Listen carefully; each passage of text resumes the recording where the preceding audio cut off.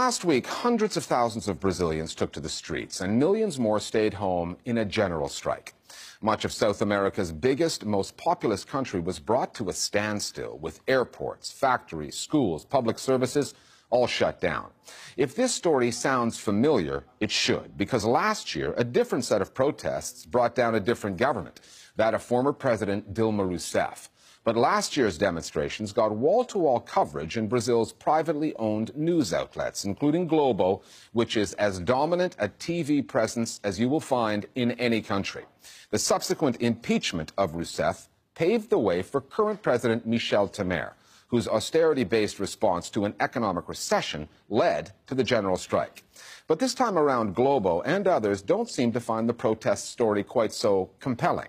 Critics are suggesting that's because right-wing media outlets prefer Temer and his austerity program to Rousseff, her leftist predecessor Lula da Silva, and the social programs that they brought in. Another factor might be that Michel Temer's government has been using taxpayers' money to persuade the news media to support his conservative agenda. Thursday, April 27th, business as usual on the Brazilian airwaves. On the eve of a national strike that would paralyze much of the country, the next day's demonstrations, already planned and with the media notified, are treated as a non-story. It wasn't only a lack of coverage prior to the strike, it was also the fact that they covered the strike as if it was just something that was organized by the unions. Only unionized workers stopped, and the other workers that stopped was against their will. Muitas pessoas que moram nas capitais não conseguiram chegar ao trabalho. And on top of that, always associated with violence and rioting. Os manifestantes começaram a jogar objetos na polícia militar. So that's a constant frame in Brazilian media. E teve uma cobertura de 20. There was 24 hours coverage, but strikers and demonstrators were never interviewed.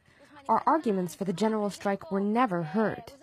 The mainstream media clearly had an editorial tendency to discredit the strike. Pequeno grupo de vândalos ateou pedras e também furou os pneus de ônibus de viagem, showing pictures of disorderly conduct without telling people the real reasons behind it. Os motivos da greve. That was last week, but rewind to last year and another set of protests to which the media took a very different approach. Dá tempinho na cobertura do esporte. Vamos falar das manifestações que acontecem pelo país. Back then, the demonstrations and the story were driven by an anti-corruption investigation involving the energy sector that would lead to the downfall of Dilma Rousseff, and an ongoing fraud investigation against the president who preceded her, Lula da Silva. The anti-graft marches went on for a full year, providing an ongoing narrative. The general strike lasted just one day, but with teachers, doctors, nurses, and bus drivers among those taking part, it was the largest such strike in Brazil for decades and was backed by protests in 26 states. The two stories are not the same, but nor are they as different as the contrasting coverage that they receive. The gulf in coverage is vast. The protests calling for impeachment against the Dilma government had huge visibility, with Globo's helicopter capturing the protest from the air and covering it all day long. With protests against Michel Temer, this doesn't exist. When it came to the general strike, durante todo o dia, o jornalismo da Rede Globo cobriu a paralisação por todo o Brasil. The word strike was avoided. They talk only about demonstrations, protests, and vandalism. Os atos de vandalismo. Many channels and programs, they are able to produce a coverage of an event like, the strike, where you have clearly two sides to it, and only give voice to one side. That's amazing. The media in Brazil is an oligopoly. It's dominated by a few groups. TV presenters, as well as journalists, are being co-opted to support the reforms. Silvia Santos, who is the biggest, perhaps the most popular TV presenter in the country, was summoned to meet with President Temer. They met, and on the next day, SBT, Santos's channel, started to broadcast messages like, "Did you know that if the reforms don't happen, you might not receive your salary?" The media story in Brazil starts with Grupo Globo, the largest mass media company in Latin America. It owns 122 TV stations nationwide, TV networks, radio networks, major newspapers, and cable TV systems. Like Globo, Brazil's other major networks, SBT and Rede Record, are family-owned or controlled. Their proprietors tend to, politically, tilt to the right, which is reflected in the coverage their platforms provide. There is a stigma against Rede Globo. I don't know why. It's a reaction to Globo's type of coverage. Globo has commercial interests and covers or doesn't cover events in a certain way or gives more space to this or that. It is up to them to decide. They are commercially motivated, as they should be. Globo has a clear tendency to take sides politically. We know that their main financiers, their main advertisers, are the big banks, the automobile companies. Multinational corporations, in tandem with the Temer government, are pushing for the weakening of the state, opening Brazil up to privatization, liberalizing markets, and loosening regulations. So there are very powerful economic players influencing the narrative.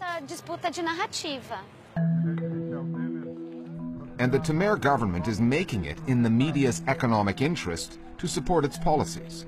While preaching austerity and the need for economic and social reforms, the government boosted what it spends on advertising by 65% immediately after Temer came to power. That's according to Brazil's leading financial newspaper, Estadão. The Temer government is buying editorial support. It's not simply increasing advertising funds, no, it's exchanging advertising funds for editorial support. They are already thinking about 2018, about the next elections. If it's proven, if there is a clear channeling of funds to the media to get more favorable coverage of these government proposals, I think it would be rather promiscuous. I think it would be wrong for the government to do this.